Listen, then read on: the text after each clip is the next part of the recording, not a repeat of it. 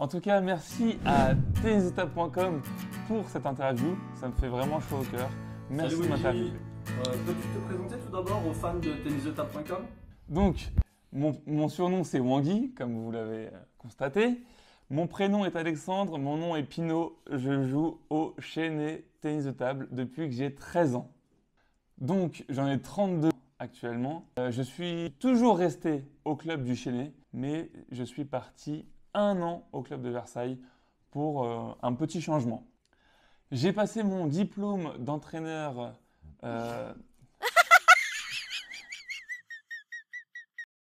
J'ai passé mon diplôme d'éducateur sportif il y a à peu près 8 ans. Ça s'appelle le DGEPS et je l'ai passé au CREPS Île-de-France à Châtenay-Malabry. À quel âge as-tu commencé du coup le tennis de table et dans quel club? J'ai commencé le tennis de table à l'âge de 13 ans. J'ai découvert ce sport lors d'un stage de judo.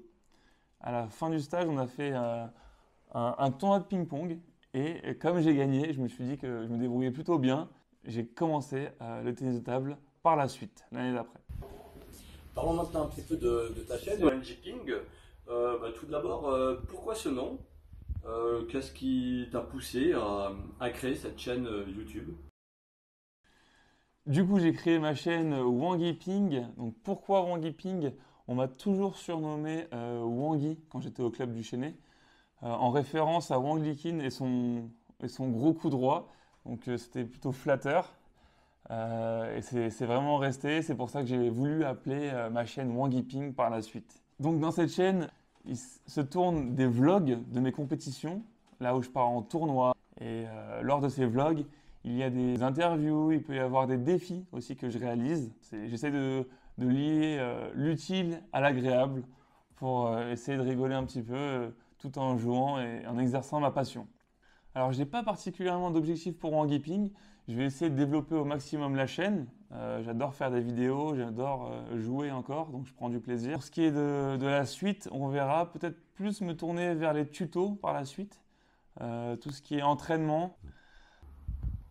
Alors sur ta chaîne, tu proposes aux internautes de te proposer des défis. Quels sont les défis qui ont été les plus difficiles à relever? Je dirais que le défi que m'a lancé Stéphane Wesch, donc c'était l'un des plus difficiles entre guillemets, c'était de faire le AK avant un match. Donc ça a fait beaucoup rire. Aussi le défi de Félix Lebrun qui m'a lancé de me cacher sous la table durant un match. Donc ça c'était pas mal aussi. Puis Florian Bourrasso qui m'a lancé un défi. Simon Gauzy aussi de se mettre en position de tennisman lors d'un retour de service. Donc ça, il y a pas mal de défis comme ça qui m'ont fait plutôt rire et qui ont amusé un peu le public.